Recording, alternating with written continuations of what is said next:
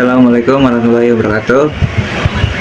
Perkenalkan, nama saya Raffi Ahmad Wijaki dengan NIM 12470505019. Di sini saya akan mereview buku Sirah Nabawiyah. Buku ini tuh berjudul aslinya tuh berjudul Ar-Rahiqul Maktum. Jadi di buku ini tuh merupakan karya Syekh Safiur Rahman Al-Mubarakfuri dari Jamiah As-Salafiyah India. Buku ini tuh memulai dengan mendeskripsikan kondisi Jazirah Arab sebelum Islam, kayak masa jahiliyah itu sebagai latar belakang diutusnya Nabi Muhammad.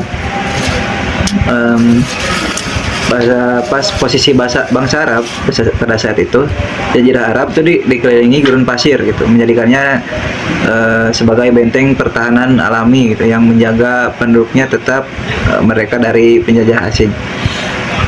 Lalu kaum bangsa Arab itu dibagi menjadi 3 golongan, itu ada Arab Baidah terdahulu seperti Adnan dan Samud. Lalu ada Arab Aribah keturunan Kahtan dan di Yaman, dan Arab Mustarabah keturunan Ismail di Hijaz atau Makkah. Nah, Nabi Muhammad ini berasal dari keturunan Adnan melalui suku Quraisy Bani Hashim. Nah, kondisi politik pada masa itu terdapat 2 tipe, yaitu ada penguasa gitu, raja-raja bermahkota di Yaman, Hirah, Syam, terus yang sering kali di bawah pengaruh asing, Persia atau Romawi, dan pemimpin kabilah yang lebih independen. Nah, di Mekah ini kekuasaannya dipegang oleh Quraisy dengan sistem semi demokratis, mengurus Ka'bah, air minum, dan jamuan haji. Lalu terakhir dipegang oleh Al-Abbas bin Abdul Muthalib. Terus kondisi agama pada saat itu, mayoritas Arab ialah musyrik gitu, paganis yang menyembah berhala gitu. Meskipun mereka menganggap diri mereka berada pada agama Ibrahim, berhala utama adalah Manat, Lata, dan Uja gitu. Selain itu terdapat penganut Yahudi, Masehi, dan Majusi gitu. Kondisi sosial dan akhlak masyarakat terbagi kelas gitu, dengan poligami tak terbatas dan perzinaan yang meluas gitu. Kebiasaan buruk lain termasuk mengubur anak perempuan hidup-hidup karena takut aib, dan membunuh anak laki-laki karena takut miskin. Namun mereka juga memiliki akhlak mulia seperti kedermawanan, memenuhi janji, kemuliaan jiwa, dan pantang mundur. Lalu kelahiran dan masa sebelum nubuah Nabi Muhammad gitu. Pas kelahiran Nabi Muhammad itu dilahirkan di tengah keluarga Bani Hashim di Mekah pada hari Senin pagi, tanggal 9 Rabiul Awal. Terus lahirnya itu pada tahun terjadinya peristiwa gajah gitu. Pas masa kecil gitu, Nabi Muhammad itu disusui oleh Halimah Sa'diyah di perkampungan Bani Sa'd. Pada masa ini tuh terjadi peristiwa pembelahan dada beliau. Setelah ibunya Aminah meninggal di Abwa antara Makkah dan Madinah pada usia 6 tahun, beliau diasuh oleh kakeknya Abdul Muthalib dan kemudian oleh pamannya Abu Talib. Masa remaja, pada usia 12 tahun beliau ikut perdagangan ke Syam bersama Abu Talib dan dikenali sebagai calon nabi oleh Rahib Bahira. Nah, beliau itu terlibat dalam perang Fijar gitu pada usia 15 tahun. Beliau bertugas mengumpulkan anak panah dan perjanjian Hilful Fudul yang membela orang teraniaya. Pada usia 25 tahun beliau menikah dengan Khadijah binti Khuwailid. Pada usia 35 tahun beliau berperan dalam menempatkan kembali Hajar Aswad saat renovasi Ka'bah, yang menjadikannya dijuluki Al-Amin atau yang terpercaya. Terus pada usia hampir 40 tahun, eh, beliau mulai mengasingkan diri gitu, beribadah di Gua Hiro. Wahyu pertama turun pada malam Senin tanggal 21 Ramadan. Ayat yang diturunkan ya 5 ayat pertama dari surat Al-Alaq gitu. Setelah menemui Khadijah, beliau dibawa gitu kepada Warqa bin Naufal, seorang Nasrani buta yang benarkan bahwa yang datang adalah Jibril itu yang pernah mendatangi Musa.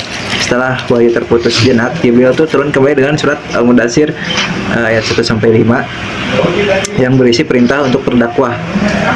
Nah, berdakwah ini dibagi ada dua gitu, ada sembunyi-sembunyi dan terang-terangan. Nah, tahap pertama itu sembunyi dulu, kurang lebih sekitar 3 tahun. Fokus pada dakwah individu di kalangan keluarga, sahabat terdekat gitu. Nah, orang pertama yang masuk Islam itu adalah sabiqun al-awwalun, antara lain Khadijah, Zaid bin Haritsah, Ali bin Abi Thalib, Abu Bakar As-Siddiq, Utsman bin Affan, Abdurrahman bin Auf, Sa'ad bin Abi Waqqas, dan Talha bin Ubaidillah. Lalu tahap kedua itu terang-terangan ya, dimulai dengan perintah surat Asy-Syura dan surat Al-Hijr ayat 94. Awalnya reaksi orang Quraisy itu acuh tak acuh, tapi kemudian berbalik menjadi ejekan, penghinaan, siksaan terhadap muslim yang lemah. Lalu pemboikotan terhadap Bani Hashim dan Bani Abdul Muthalib, dan konspirasi untuk membunuh Nabi. Nah, hijrah pertama itu kelompok muslim berhijrah ke Habasyah yang dipimpin oleh Raja Najasyi gitu, dan Hamzah dan Umar bin Khattab itu masuk Islam pada tahun ke-6, menguatkan posisi muslimin. Lalu pada tahun ke-10 gitu, Nabi kehilangan pamannya Abu Thalib dan istrinya Khadijah. Dakwah di luar Mekah gitu pada tahun 10, Nabi pergi ke Taif namun ditolak dan dilempari batu, Islam dan dilempari batu. Lalu peristiwa agung di mana Nabi perjalankan ke Baitul Maqdis dan diangkat ke langit, yaitu Isra Mi'raj, di mana Allah memerintahkan salat gitu.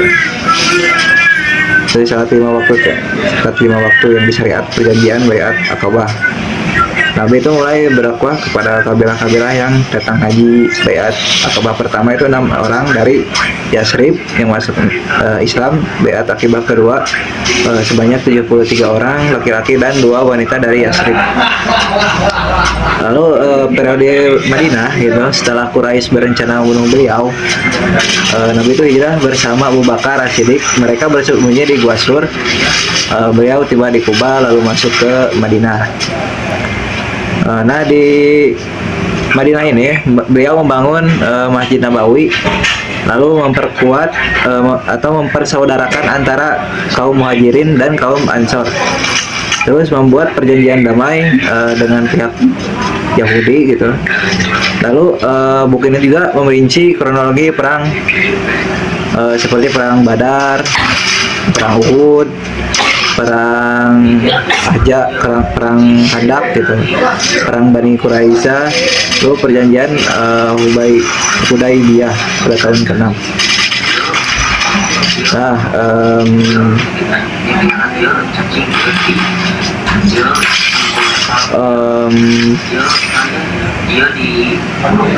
akhir kehidupannya, akhir hayat beliau gitu, pas tahun 10 Hijriah dan beliau wafat pada hari Senin juga dalam usia 63 tahun. Nah, buku Sirah Nabawiyah ini tuh bukan hanya sekedar kronik sejarah ya, yang bertujuan untuk menyajikan kepribadian dan perjalanan risalah Nabi Muhammad sebagai teladan utuh bagi kehidupan manusia. Mungkin segitu saja dari review singkat saya. Assalamualaikum warahmatullahi wabarakatuh.